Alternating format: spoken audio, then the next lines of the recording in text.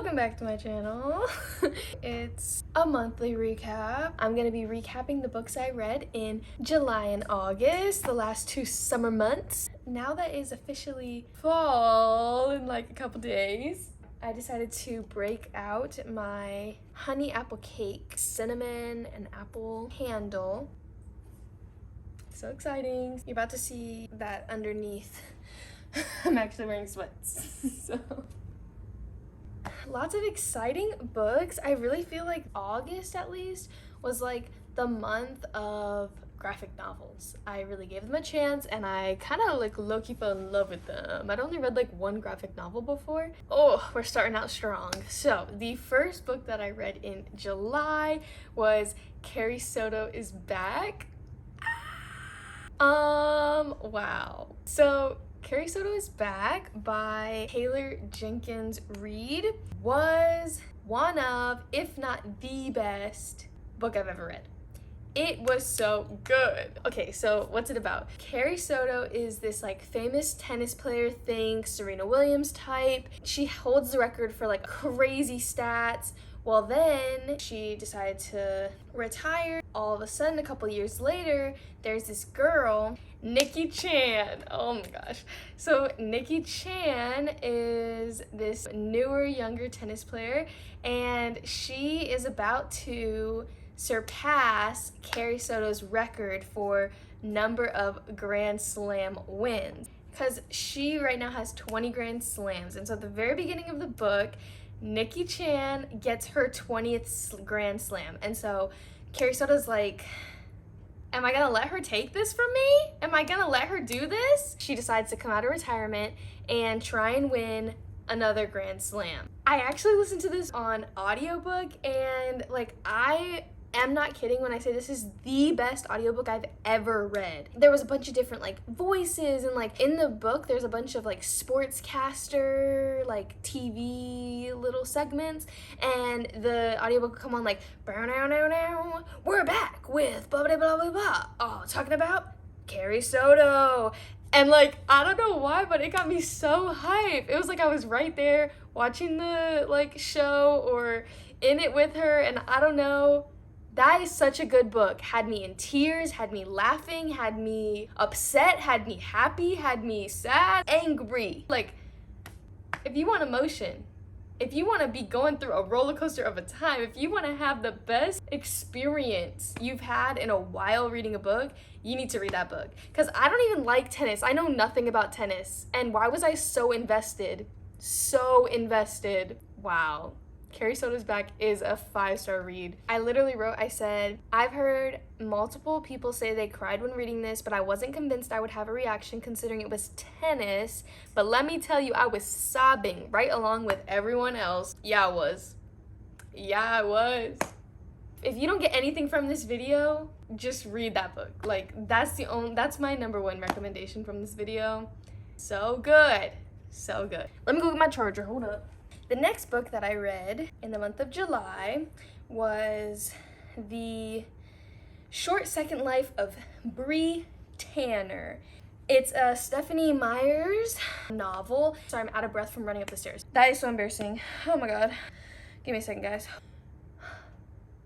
Okay. It's a short story, but it's about a character in Eclipse, the third Twilight book. So, while I was reading this book, I was literally watching Twilight, which was so cool. I kid you not, it's almost word for word. And I looked it up, and the movie and the book came out at like the same time, so I'm not really sure if she made the movie based on the book or she made the book based on the movie. I gave that one 3 stars. It was an okay time. I don't know. It's a short story. I'm not a huge fan of short stories. I feel like I just can't feel connected to the characters. The last book I read in July was Fallen Kingdoms. I have had this on my shelf probably since middle school. I don't know why, I just haven't read it. It's a typical fantasy novel. You follow 3 different kingdoms.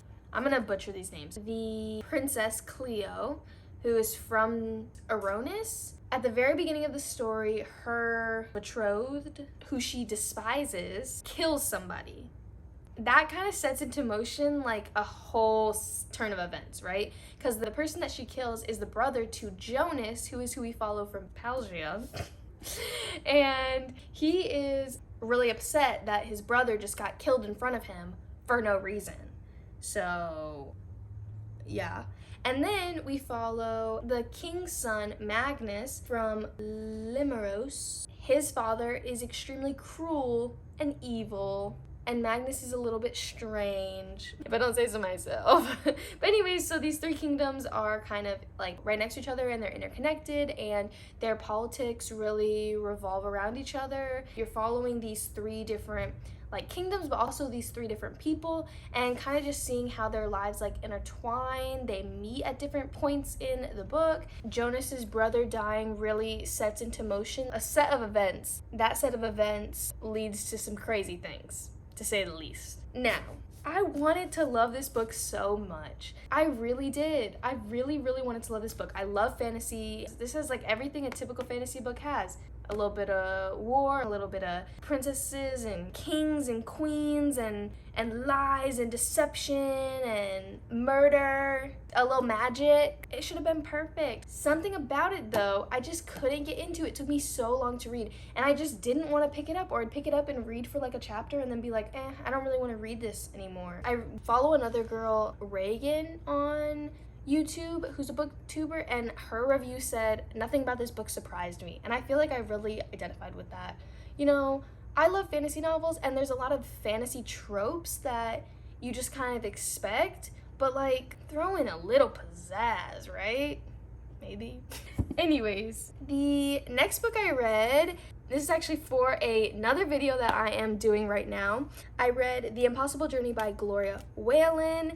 It was pretty good. It's about this family, and they live in communist Russia. The year is 1934. Basically, one night, the little girl and her brother, their parents, get taken by these Russian soldiers in the middle of the night. And then now this like 13-year-old and then her 9-year-old brother are just like orphaned now.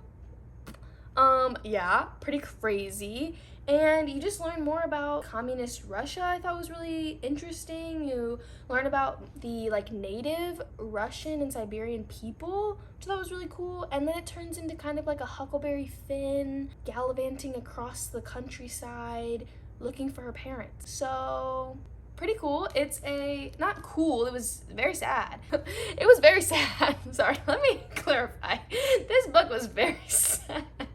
But I did not know that much about communist Russia, so I found it to be pretty interesting. I think interesting is a better word than cool. It's like a children's novel, so it was written like very easy to read. I enjoyed it overall. I gave it 4 stars. Then I read, also for that video, My Oxford Year by Julia Whelan. I wonder if you can catch something there. Anyways, this book was a disappointment. I said it. This book was a disappointment. Yeah, I gave it 2.5 stars. It's about a girl who is really smart, very talented, is a hard working student. She ends up getting a Rhodes Scholarship, which I don't know what that is, but maybe other people do. And so she gets to get her 1-year master's at Oxford. She's also very into politics and educational reform, and so that's kind of her goal. And she gets this dream job right before she starts, where she is basically helping on the campaign for an election. She's just kind of about her time in Oxford and being there for the first time. And then she meets a boy who happens to be her professor. I had a lot of problems with this book. I thought that the main character was quite honestly horrible. I said she was pretentious, callous, immature, and selfish. Yeah. She just kind of reminded me of the people that I disliked a lot at William & Mary. That made me not like this book very much. And then I felt like her reaction to certain situations was very upsetting. But if you like Oxford and you went there, or you wanted to go there, or you like England, then maybe you would like this little romance story. Or if you like politics. Really, I'm talking to you, Alina, okay? You should read this book because I feel like you'd like it. Anyways, moving on. We're getting to the graphic novel portion of this video, guys. I read Nimona. Nimona was such a cool story. Like, literally after I finished this book, I called Ben up and I was like, hey, want me to tell you the entire plot of this book I just read? And he was like, yeah, sure. And then I proceeded to tell him the entire plot of this book. And he really liked it. So you should read it. This book is funny, it's cute, it pulls on your heartstrings. Think like Megamind, kind of, but if he was a Viking. So you follow this guy, Ballister, and he is a villain. At the very beginning of the book, Nimona comes and she's like this younger girl and she really wants to be his sidekick. And he's like, I don't need a sidekick. And she's like, okay, but what if I was your sidekick? And he's like, ugh. And then she's like, okay, but what if I tell you that I can shapeshift? And he's like, okay, interesting. And then she's like, so you'll let me be your sidekick? And he's like, okay, fine. And then he becomes her sidekick, and then they have like this really cute relationship where like he's kind of like her like father figure or like parental figure. And you just start learning more about like their backgrounds and everything. And he has an arch enemy who is a hero, and they're like constantly fighting and stuff. It was really cool to see like when the villain's not always the bad guy. I really liked that. And then Nimona as a character is just so cool, like and then a bunch of stuff happens, and like the government is not as honest as you would think that they would be, and so it's kind of like uncovering little bits of corruption throughout, and it's a really good time. So highly recommend this book. I'm really glad that I picked it up. I give this one 5 stars. Then I read 1, 2, and 3 of Lore Olympus. I give the first book 3 stars and the second 2 both 5 stars. It's so good. First off, look at these freaking covers. Tell me that's not the most beautiful thing you've ever seen. Volume 2. And then volume 3. Yeah, freaking awesome, okay? So, Lore Olympus, it's Greek mythology, and it's about the story of Hades and Persephone, who, if you don't know, are the rulers of the underworld. And Persephone originally was like born and raised in the mortal world, and she's the goddess of spring, and Hades is the god of the underworld. It's kind of just like a take on how they met and how their relationship bloomed. And if you just want a solid, how many pages, does it even tell me page numbers? I don't know. A solid this amount, you know, an inch worth of mutual pining, these are the books for you, okay? Because, wow. Does Rachel Smith know how to do pining? She's so good, okay? I thought that the first book, I thought it was okay. I don't know, something about it was meh. But seriously, the second and third books, I'm so invested. I'm literally so invested. And the 4th book is out. It came out earlier this year. And then the 5th book comes out in October. And your girl will be reading that because wow. And then she like adds in all these other Greek gods and goddesses, and oh my gosh, I'm so here for it. The graphics are literally beautiful. They're so like colorful. Each different like god or goddess is like a different color. Please, if you're trying to get into graphic novels, try this one. If you like Greek mythology, freaking read this. Seriously, you won't regret it. I'm telling you.